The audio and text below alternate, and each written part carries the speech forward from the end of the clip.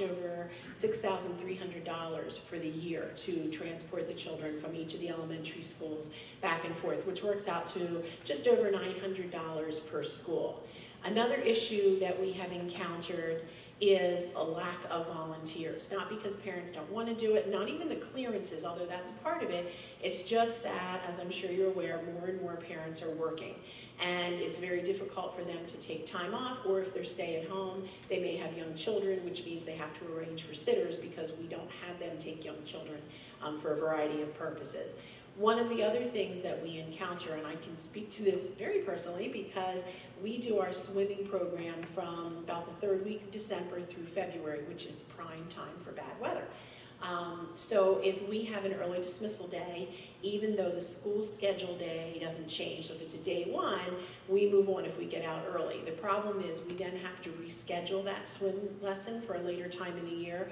So our children may go to swimming 6 weeks between December and February, and their makeup day, even though we try to build some days in, may not be until June. So that's hard for the continuity. The other thing is with volunteers, if we have a day off because of a snow day, we come back on that day. So if the snow day's on a day one, the kids return the next day or however many days later on a day one, and the parents don't often have time to be able to rearrange their schedule, or they can't. Maybe they have off on a Tuesday, the snow day now makes the swim day a Wednesday. So we don't have volunteers, and the problem with that comes in during changing and preparing for swimming as well as changing after swimming, because our swim instructors are getting changed at that time, so there's no one in there to assist them. And if you know second graders, even though we tell them to dry off, they don't do a really good job with that, and they get their clothes on backwards or they're not bundled up. So we really do need people in there to help out our little ones. That said, we were, as a group, charged with coming up, what are the advantages of the program and what are some of the disadvantages? And Mrs. Walters, if I forget anything, please jump in because she was part of the program. The advantage clearly was all of our kids get exposure to swimming in second grade, which is a phenomenal thing because some of our kids may not have any exposure until their first time in water, and that's certainly not something that we want to take the risk of. Also, is a great a great use of district facilities, and way back when we were talking about adding a high school swimming pool, that was one of the things that we said, well, how can we make sure that we're using it to its fullest potential? Including second grade swimming was a great thing. Also, it teaches swim safety, so even kids who may have access to swimming throughout their younger years, they may not have been trained by professionals on the appropriate ways to make sure that they're safe during swimming opportunities. The disadvantages, as we already talked about, are scheduling conflicts, and it's not just an elementary scheduling conflict, it also is a conflict for the high school, trying to make sure that everyone is out of the pool so we can get there, so that we can get into the locker room, so that also impedes their scheduling flexibility. As we talked about, the transportation costs are also a disadvantage, and like we said, clearances and volunteers. But we all agreed that we did not want to give up the program. We wanted to make sure that our second graders still had this wonderful opportunity, which is not an opportunity that is offered in all of our surrounding districts. I know my kids went through North Penn, and they didn't have this opportunity. So what we found was, and I'm going to let Jacob talk more about this, is we wanted to make sure if we were going to discontinue it during the school day that there was another program out there that we could still offer to our students and their families to make sure that all of the things that we thought were so important, the exposure to swimming, the safety issues, would be offered to our children so that all of them had that benefit. And what we found was a program that would involve the YMCA. However, it would continue at our high school, still using our facility. So we think that this is a best solution, and it takes care of the disadvantages while making sure that the advantages of the swim program continue. And actually, what you'll hear is that the students actually will have an extra week of opportunity of lessons. So it actually increases the amount of time they will have exposure to water. So do you have any questions for me, or I can pass on to Jacob? You're good. All right, Jacob, you're up. All right, so something that we were looking for when we figured this out was, with the YMCA, was transitioning from a learning to swim program to a safety around water, which definitely aligns with the program that we're currently running. We do with the second graders do currently have swim lessons, but also in those 7 lessons that they get, we do have 3 safety lessons as well. So this transition that the YMCA did was really good and really aligned with what we were going for. Like it says up there, the goal of this new program is to reduce children's risk of drowning, which is exactly what we were doing with the second grade program, so these are very well aligned. The big reason that they say to go with second graders is because at this time, this is when the age when kids start to become more independent in the pool. They start to go with friends and family members to the pool, and they're starting to swim on their own. So this is a big point for them to start learning. They also say that if by the time that a child reaches the 3rd grade, if they haven't learned to swim, it's not likely that they are going to ever learn to swim. It's also a good time with the growth of their body and taking on new challenges. It is a really important time for them to start learning to swim in the 2nd grade. This program consists of these different bullet points: personal safety, personal growth, stroke development, water games, and rescue. This is no change from what we currently offer. We do all 5 of these during our lessons at the 2nd grade that we currently run, and the YMCA is continuing that, which is great. It doesn't change really much of the program at all besides what Ms. Brady said to add a week, so they'll get an extra lesson in there. The proposal of when we wanted to do it was have 3 different sessions: a fall session, a winter session, and a spring session. The fall session would be September, October, possibly into November, depending on when we start it. And we would offer on Wednesday nights and Saturday mornings. This first session would be for beginners only. From what we have determined, if in this current 2nd grade, is a majority of our 2nd graders, when they come in and are evaluated, are beginners. And having a session with only beginners takes the opportunity away for the kids to be looking at other groups and seeing what they're doing and saying, oh, why am I not in the deep end? Why am I down here, on the stairs, learning to blow bubbles and put my face in when you've got kids jumping in and swimming in the deep end? So we could focus solely on the beginners at that time, so there's no intermix of that. Once you get to the winter session, in January and February, we would have another session for beginners, but we would also introduce the intermediate group at this time as well. And then the 3rd session in the spring, we would offer it to beginner, intermediate, and advanced swimmers. There will be no makeup lessons, like if you miss it for a soccer game or a family birthday or something like that, there isn't going to be a makeup lesson, which is, the same with the 2nd grade program right now. If you're absent on a day of school, you don't get to come with another class. You just unfortunately miss out on that one. So it is run by the YMCA. However, you do not need a YMCA membership since they are coming here to run the lessons. They're not using the YMCA pool, they are using the high school pool. However, it is staffed completely by the YMCA. Their swim instructors and their lifeguards will be running the program just at our pool. The last thing is the cost of the program. This is completely free. The YMCA offers this to all 2nd graders completely free of charge. Are there any questions?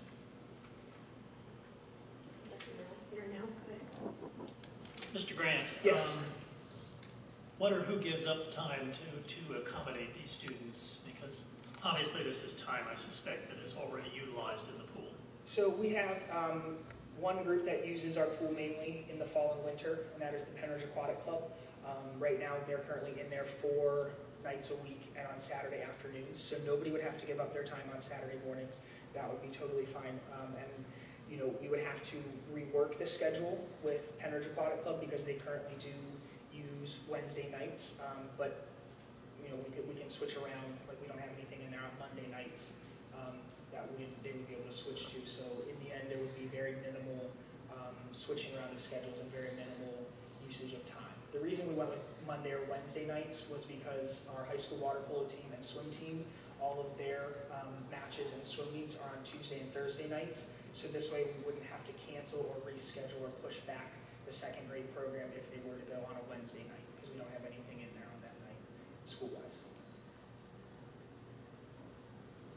And the other issue I see is that this is voluntary, right? So students will come who want to come or their parents want them to come, or both. But I'm sure there will be some of our 2nd graders who don't come. So you lose the component of everybody getting that opportunity. That's the downside that I see.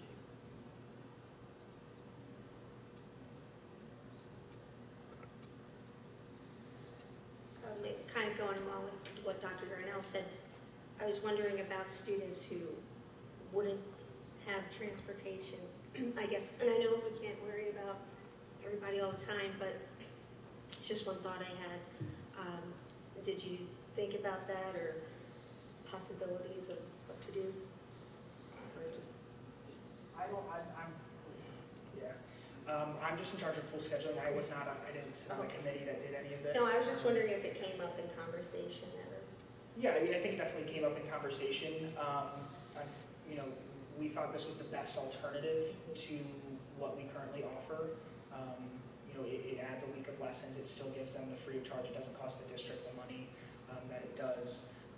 But you know, with how important swimming is and water safety, we felt like a lot of people would take use of it.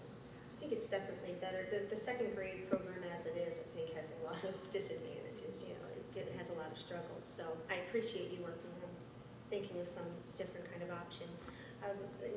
Is it one, so you would limit people to one session per child per year? Like you couldn't sign up for fall and winter and winter? Correct. So yeah, it's you get 1 8-week lesson just like the current program is. You know, as the aquatics director, we do offer additional swim lessons for the community. It is open to the community. So we run our own lesson program throughout the week and on the weekends. That it'll be a great funnel program for ours. If people come and take these 8 free YMCA lessons, at the end, if they want to continue on, it's a great place for me to step in and say, well, we offer lessons, and then the YMCA said that they will also continue. If you want to continue, you can go down to the YMCA and continue those lessons if our schedule doesn't work out.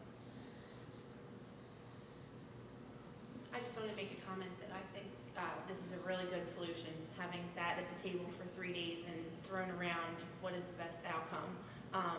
I agree that it is disappointing that there are going to be some second grade students that won't take advantage of this program, but I'm also happy that they're not going to be missing 35 minutes 7 times. 245 minutes? Yeah. Yeah. 245 So minutes. to me, I feel like all the second graders are going to get that time back in the classroom, and that to me is a win. So thank you for this. I would also like to add, when we originally met with Svetlana, they had said that what they currently ran was you only get the free lessons if you don't pass a swim test. So, and based on that, they did it at, I believe it was William Tennant, and she said, like 30% of their kids passed the swim test, so those 30% got cut out and didn't get the free lessons, and we pushed for, hey, we want everybody since that's what we're currently offering, and they did go ahead and agree with that and give us everybody free lessons. So it was definitely something that we worked hard for. Are there any other questions? Or Dr. Shah, did you want to go? Oh, okay. And I also noted that we don't have any more worries about underuse of our pool, do we? I know that might have been a worry that we might not use it enough, but I think we justify the pool being there. Okay, so thank you. Is everybody okay with moving it forward? Yes? All right, it'll go forward to the board meeting. Thank you. Okay. Now our next item is the 6th grade social studies textbook with Mr. Berberga. Sorry.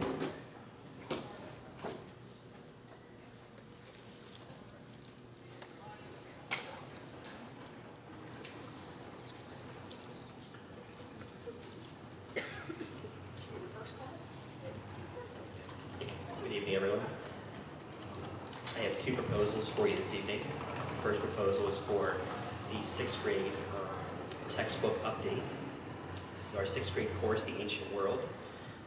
We are recommending History Alive, The Ancient World, which is published by TCI.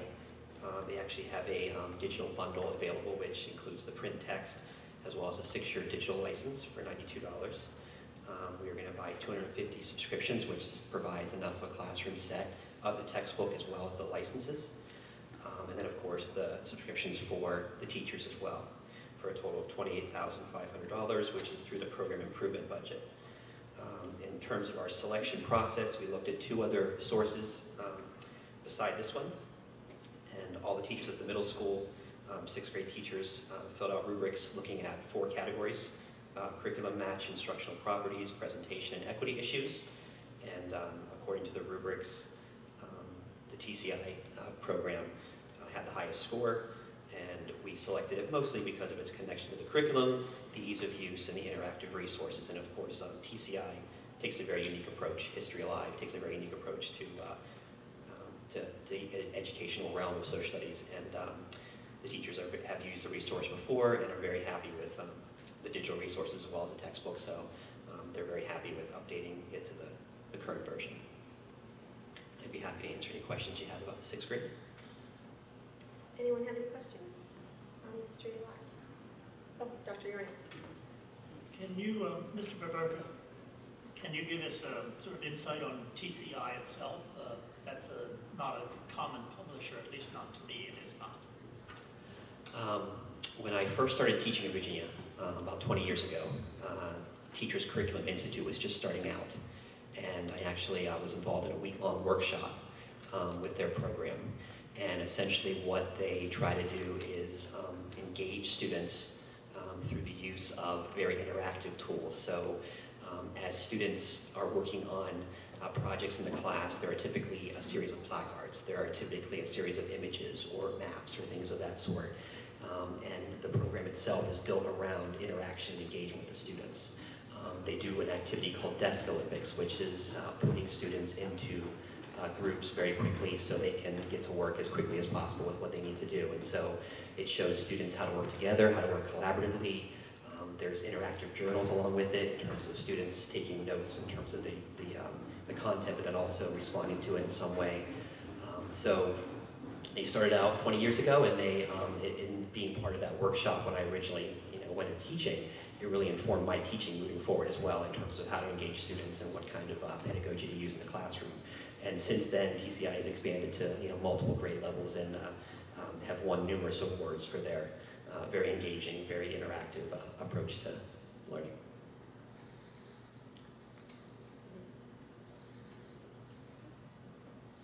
Okay, if there aren't any more questions, is everybody okay with the 6th grade proposal?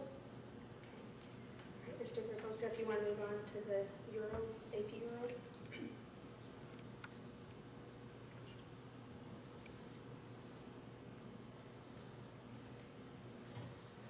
Okay, my second proposal is for our AP European course.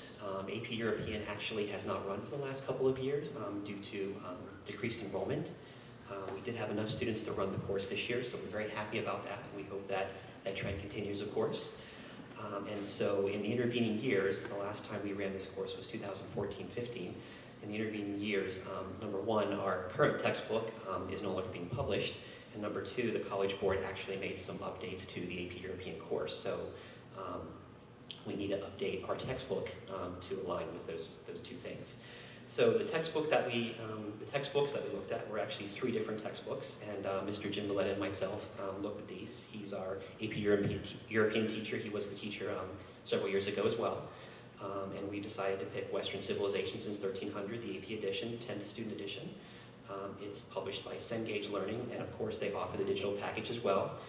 Their digital component is called MindTap, which actually integrates very well with our Canvas at the high school, so we could use that. It's a lot of, it's robust, engaging resources, and it also, the textbook that Mr. Valletta really looked at as the winning option, it really blends the content of an AP course with the visuals that were needed in a high school course to help the students understand some of the content. And actually, the author, Spielvogel, is actually the author of one of our honors texts. And so we are very happy with his work, and we very much like him. He's actually a Penn State professor, so we like that as well. So we thought the Western Civilization, again, looking at 3 different sources, filling out the rubrics again. I believe those rubrics are attached, and you also have access to the textbook as well. Those rubrics are there. We decided that the Western Civilization book was the best one moving forward. Now, this is a class of, I think we're at 17 or 18 students right now, so we'll be ordering 20 of these. So the expenditure is only going to be about $2,800, and that'll be coming out of the social studies department budget versus program improvement. So we can cover that through our high school budget. I'd be happy to answer any questions. Are there any questions? I just have a comment. Dr. Spielvogel was my professor at Penn State, Perfect. so when I saw the name on the spine, that's not a common name. So, yes, it's my professor. Yes. So I look back at my transcript. I got a B+ in one class and an A- in one of his other classes, but I was really excited. He is a really well recognized. He's exceptional. Has a lot of honors from Penn State, so it's a great choice. Perfect. All right, so if everybody's okay, this one will move forward to the board meeting as well. Thank you very much. Thank you. All right. Next item is the class rank follow-up presentation with Mr. Junkie.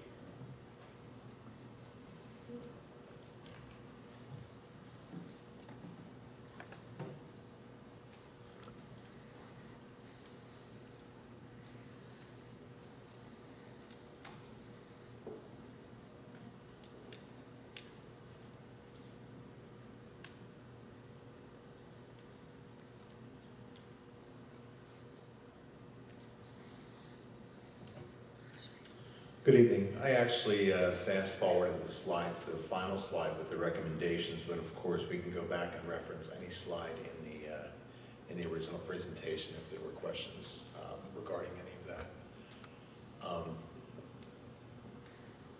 Just to review, our recommendation based on our research and of course some contact with not only organizations like the College Board and the organization that organizes admissions counselors and guidance counselors.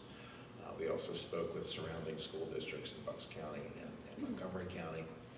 Our recommendation is to eliminate class rank on our transcripts, beginning with the class of 2021.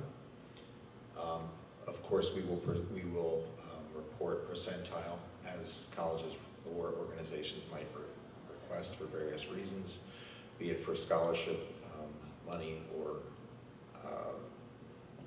maybe a school has a different admission policy that they want class rank or percentile. We can certainly create those calculations and provide that. The calculations that we will provide, which is a question from last time, will be based on a GPA report, and of course that report will come out in numerical order, and it can be run. Usually it's run at the end of a marking period would be the natural way we would do that, because to run it any more frequently than that, we couldn't be assured that teachers would have their grades completed and things like that, so we can only run it at that interval.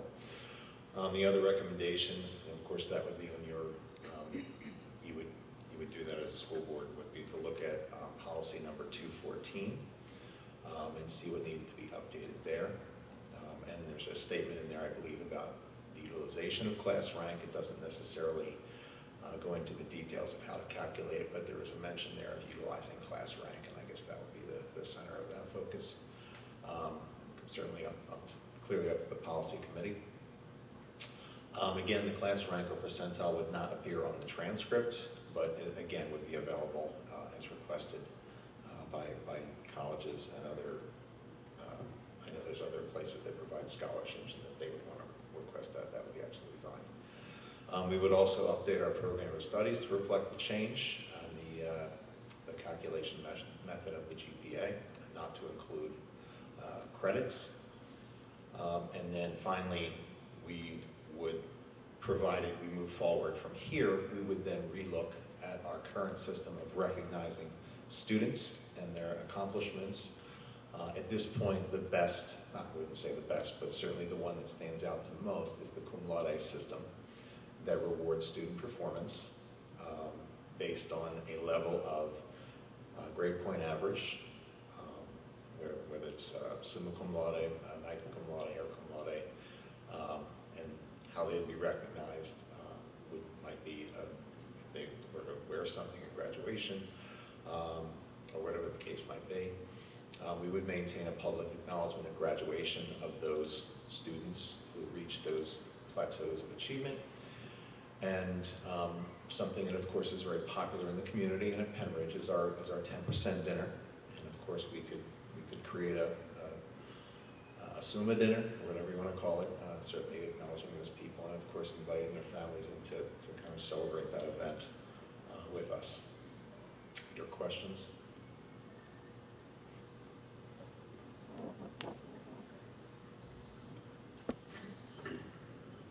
I'm not a fan of this recommendation, as you may have already guessed. And I do think that things, whether you're talking about class rank or the GPA, one of the first things we could and should do is reform the system mathematically. And by that I mean any statistician that takes one of our courses or anyone else knows that when you average numbers which have one significant figure and you give a three-digit average, three significant digit average figure, that's erroneous. You really should only have one significant figure. Now what that will do, obviously, is create numerous ties among our students. But I think we'd be better served than to do what we do currently, which is to make that out to the third decimal place, and that third decimal place often decides the difference between the top student, the second student, and so forth.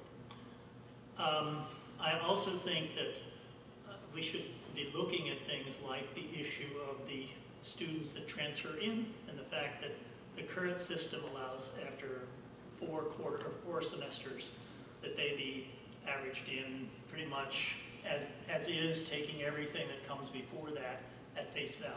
And face value, as we've pointed out, or you've pointed out, isn't always what it seems. The classic example is our vocational students, vocational technical students, because they do get more credits simply by the way their schedule is designed. So there are a lot of things here that I think should be changed. I also recently did the review for our super seniors, which has a lot to do with tonight because it also has to do with the service learning component, but in terms of the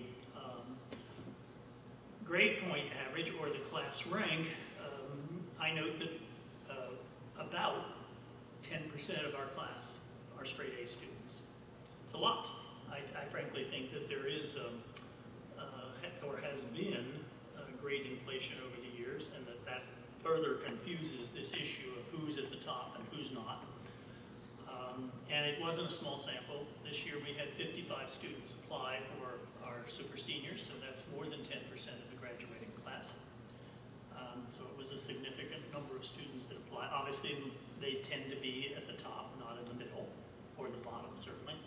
But I think all those things, in this case, I do agree with Mrs. Furlong, and that's a rarity, she will admit, I'm sure, that in the real world, certainly in the world where I worked, one of the things that happened with the dreaded yearly evaluation that everybody got was, before they gave raises, they ranked everyone in the organization. There were about 160 of us, from number 1 to number 166. And that actually was the president of the organization who did that ultimately, on the recommendation of the people who supervised. So in the real world, that does happen. There is a number 1 and there is a number bottom, whatever that number may be.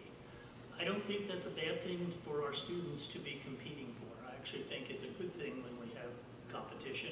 And I think with the GPA, as opposed to the class rank, students will figure out how to manipulate the GPA. We have obviously AP courses and honors courses that give additional credit for a higher grade. That will allow them to do it differently, but they will still do it to get to the top. So personally, I would rather reform the policy than remove it.